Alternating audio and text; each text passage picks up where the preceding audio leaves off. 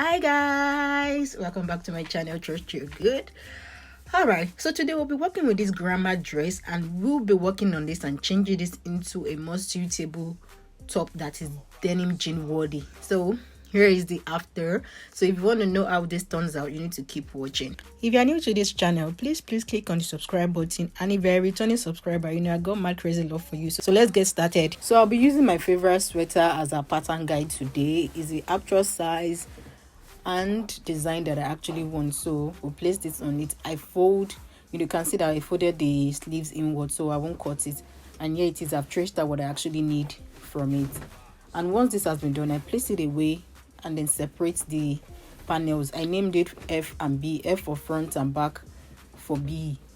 So for the back panel, I folded it into two, place the sweater on it in order to trace out the neckline. And this I've done just about 1 inch deep, and this is it. I've cut it. I'm going to do the same to the front panel as well before I actually cut out the front neckline, because usually the front neckline is always lower than the back neckline. If you're still watching this and you're new to this channel, please click on the subscribe button. We'd love to have you as part of our DIY family. And if you're already a subscriber, you know I got mad crazy love for you. Don't forget to give this video a thumbs up, drop a comment, let me know your opinion about this project, and yeah, share this video link. I love you. So let's keep going.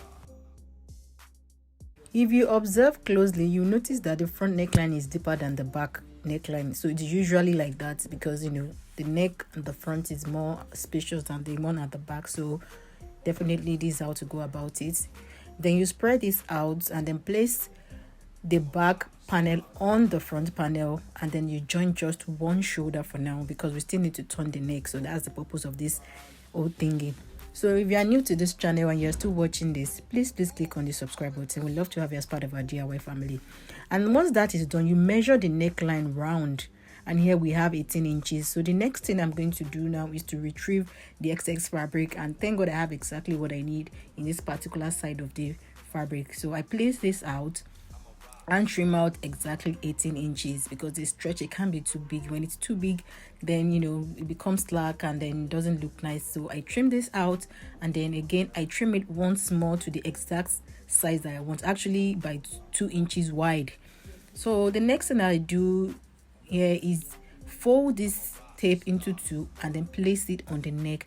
So what you do now is to get your safety pin and pin this on the neck and then sew it. It should look like this afterwards. And then the next thing you want to do is to fold the sides together, arrange your neck properly, and then sew the second side of the shoulder. So we are almost through, don't worry. It's very easy and simple to do, and this is what it looks like afterwards.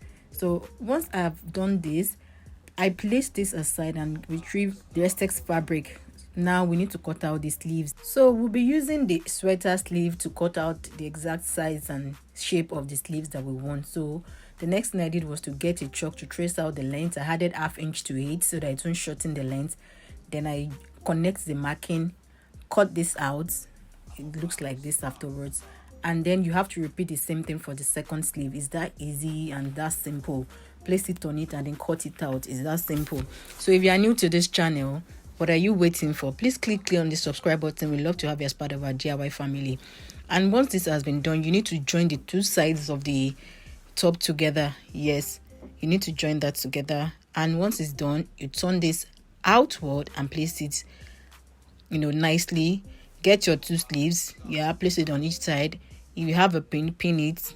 You pin it together, pin the sleeve to the armhole, and then sew it round. And voila, this is the final result. So I have my own tie-dye top, and I love the color combination. It's so pretty.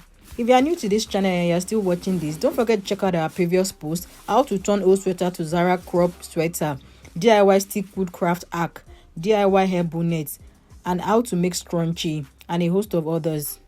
And I hope you enjoyed this video. Don't forget to drop a like, a comment, and share this video link. And most importantly, subscribe to this channel. And if you're a returning subscriber, I got my crazy love for you. And it's always fun and, adventure around here. So I hope you enjoy this. And most definitely, if you want to downsize your t-shirt, we got you locked down. You can check out our post on how to downsize a t-shirt, thrift flip crop flannel shirt, an unboxing Umer Marathon exclusive sneakers and a host of others. And yeah, don't mind me, that's my Robert dance and Robert I don't know my dance, but anyway I tried. So, and it's me feeling like a model, you know. All right, it's fun and it's casual and it's chic. And then look how I pair with my pair of jeans. It looks really nice, and you wouldn't have even thought that I got it from that grandma dress. So guys, thrift flip is fun. It helps you to prevent waste, and then, you know, upcycling is really really nice. You know, it helps you save money as well, you know. I got this at the thrift flip market here in Bakukoi for just 1 lira. That should be about I think 50 cents America currency. So, and you wouldn't even know. So see ya guys, bye.